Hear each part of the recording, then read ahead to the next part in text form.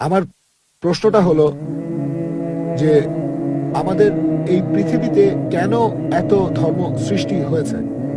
আমাদের চারপাশে এত বেশি ধর্ম কেন?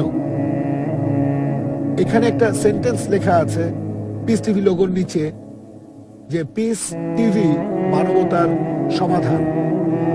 এখানে আমার মতামত হলো এই যে শান্তির জন্য জ্ঞান আর বিজ্ঞতার প্রয়োজন। ধন্যবাদ। ভাই একটা প্রশ্ন করলেন যে পৃথিবীতে এত ধর্ম কেন, এটা প্রথম প্রশ্ন। আর তারপর একটা মন্তব্য করলেন যে শান্তি মানবতার সমাধান, এটা পিস টিভির স্লোগান। শান্তির জন্য প্রয়োজন জ্ঞান আর বিজ্ঞতা। আমি আপনার সঙ্গে একমত। আপনার প্রশ্নের প্রথম অংশটা নিয়ে যদি বলি যে পৃথিবীতে কেন এত বেশি ধর্ম, আমাদের বুঝতে হবে যে সর্বশক্তিমান ঈশ্বর আমাদের স্রষ্টা আল্লাহ সুবহানাহু ওয়া তাআলা পাঠিয়েছেন মাত্র একটা ধর্ম। আল্লাহ পবিত্র কোরআনে বলেছেন সূরা আলে ইমরান অধ্যায় নম্বর 3 আয়াত নম্বর 19, ইন্নাদ-দীনা ইনদাল্লাহিল ইসলাম। একমাত্র ধর্ম, একমাত্র জীবন দর্শন যেটা আল্লাহ তাআলার গ্রহণযোগ্য, সেটা আল্লাহ তাআলার কাছে আত্মসমর্পণ করা। আল্লাহ তাআলা মাত্র একটা ধর্মই পাঠিয়েছেন। আর যত নবী রাসূল পৃথিবীতে এসেছেন, যেমন ধরেন আদম, ইব্রাহিম, মুসা, ঈসা, মুহাম্মদ, ওনারা সবাই শান্তিতে থাকুন। তারা মানুষকে একটা শিক্ষাই দিয়েছেন, আল্লাহর কাছে আত্মসমর্পণ করা। এখন আরবি ভাষায় যদি কেউ আল্লাহ তাআলার কাছে আত্মসমর্পণ করে তাহলে তাকে বলা হয় মুসলিম। আর ইসলাম, এই আরবি শব্দটার মূল আরবি শব্দটা হচ্ছে সালাম, যার মানে শান্তি।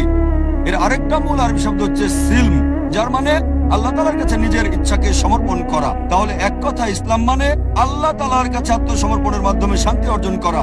তাহলে আমাদের স্রষ্টা আল্লাহ তাআলা পাঠিয়েছেন মাত্র একটাই ধর্ম। তবে সময় বদলানোর সাথে সাথে ধর্মগ্রন্থগুলো বদলে গেছে, বিকৃত হয়ে গেছে, নতুন জিনিস ঢুকেছে।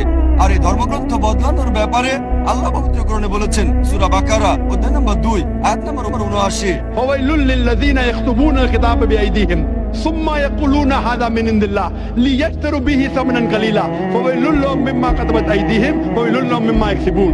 দুর্ভোগ তাদের যারা নিজ হাতে কিতাব রচনা করে আর বলে এটা আল্লাহর নিকট হতে। তারা এটা বলে তুচ্ছ মূল্য প্রাপ্তির জন্য। তাদের রচনার জন্য শাস্তি তাদের, যা উপার্জন করে সেজন্য শাস্তি তাদের। আল্লাহ তাআলা পাঠিয়েছেন অনেক আসমানি কিতাব, অনেক ইনস্ট্রাকশন ম্যানুয়াল। সময় বদলানোর সাথে সাথে এই ইনস্ট্রাকশন ম্যানুয়াল, আল্লাহর আসমানি কিতাব বদলে গেছে।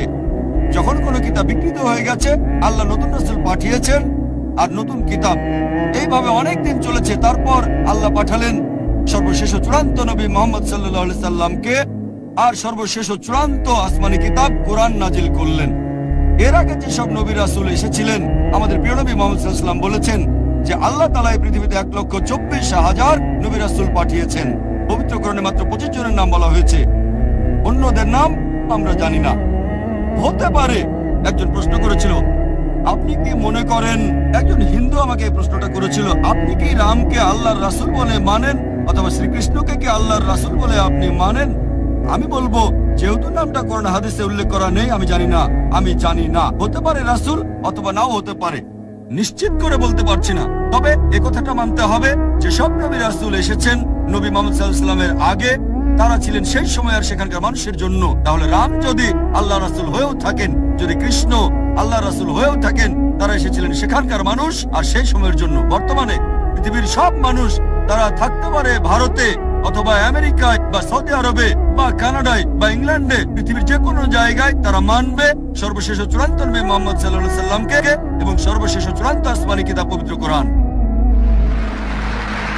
আল্লাহ আমাদের কথা দিয়েছেন সূরা হিজর অধ্যায় নম্বর 15 আয়াত নম্বর 9 যে আমি কোরআন অবতীর্ণ করেছি, সেটা আমি সংরক্ষণ করব। তাহলে আল্লাহ তাআলা পাঠিয়েছেন মাত্র একটা ধর্ম, সেটা হচ্ছে আল্লাহ তাআলার কাছে আত্মসমর্পণ করা।